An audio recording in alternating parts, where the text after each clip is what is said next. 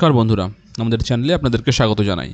যারা চ্যানেলটিকে প্রথমবার দেখছেন তারা অবশ্যই চ্যানেলটি সাবস্ক্রাইব করে নেবেন এবং বেল আইকনটি দাবিয়ে দেবেন যাতে চ্যানেলে দেওয়া সকল ভিডিওর প্রথম নোটিফিকেশন আপনাদের কাছে পৌঁছে যায়। তো গত সোমবার মন্ত্রিসভার প্রথম বৈঠকের পরই মুখ্যমন্ত্রী শুভেন্দু অধিকারী জানিয়েছেন বকেয়া মহার্ঘ ভাতা সহ একাধিক ইস্যু নিয়ে সিদ্ধান্ত হবে পরের বৈঠকে, মানে কালকে। আগামী সোমবার সকাল 11টায় সেই বৈঠক বসতে চলেছে নবান্নে।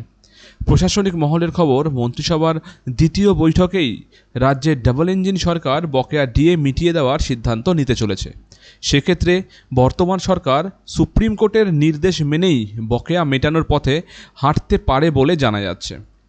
দীর্ঘ আইনি লড়াইয়ের পর রাজ্য সরকারকে তার কর্মচারীদের বকেয়া ডিএ মিটিয়ে দেওয়ার নির্দেশ দেয় সুপ্রিম কোর্ট। বেঁধে দেওয়া হয় কিন্তু সময়সীমাও, কিন্তু সেই সময়সীমার মধ্যে বকেয়া ডিএ মেটাতে পারেনি পূর্বতন সরকার।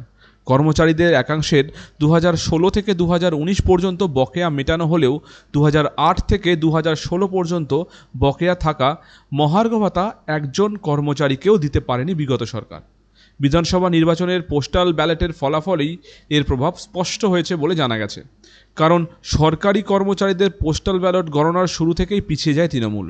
এই প্রেক্ষাপটে নতুন সরকারের সম্পূর্ণ বকেয়া ডিএ দ্রুত মিটিয়ে দেবে বলেই আশাবাদী কর্মমহল।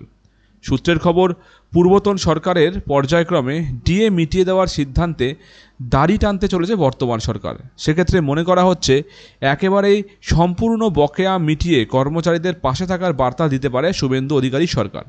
গত 6ই মে সুপ্রিম কোর্টে ছিল রাজ্যের ডিএ মামলা। তার ঠিক আগের দিন রাজ্য সরকারের আইনজীবী কুণাল মিমানি 3 সপ্তাহের জন্য শুনানি পিছিয়ে দেওয়ার আবেদন জানিয়েছিলেন। এ বিষয়ে কর্মচারীদের যুক্তি, বর্তমান সরকার ডিএ মিটিয়ে দেওয়ার সিদ্ধান্ত নিয়েছে বলেই শুনানির দিন পিছিয়ে দেওয়ার আর্জি জানানো হয়েছে।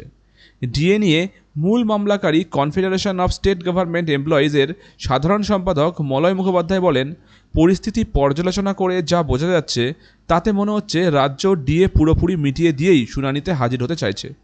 বর্তমানে কেন্দ্রের সঙ্গে রাজ্যের কর্মীদের ডিএর ফারাক প্রায় 42%। বাজেটে ঘোষণা করেও 4% ডিএ দিতে অপারগ হয়েছে পূর্বতন সরকার। ফলে এই 4% নিয়ে বর্তমান সরকার কী সিদ্ধান্ত নেয় সেদিকেও কিন্তু নজর রয়েছে সরকারি কর্মচারীদের। আজকে এই খবরটি এই পর্যন্তই। ধন্যবাদ।